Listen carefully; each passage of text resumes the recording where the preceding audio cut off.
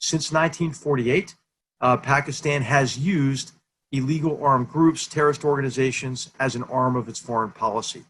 And so Pakistan is keeping the Taliban regenerated, is supporting other terrorist organizations, the Haqqani network, which is a bridge, between the Taliban and between other groups like Lashkar-e-Taiba, which is the group that conducted the Mumbai attacks, and other groups like Al Qaeda, right? And so I think that the policy toward Pakistan should be one of really forcing Pakistan to make a choice, right? I mean, Pakistan is on a path, I believe, unless the army changes its behavior, of becoming a pariah state like North Korea with a single state sponsor, China, right? And that's not in Pakistan's interest.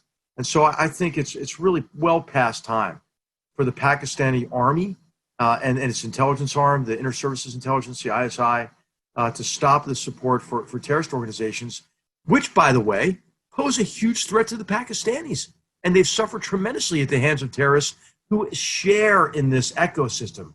ISIS-Khorasan, right, was drawn in large measure from Tehrik-e-Taliban Pakistan, which is the group that carried out the very heinous attack against the Pakistani army school where they murdered school children.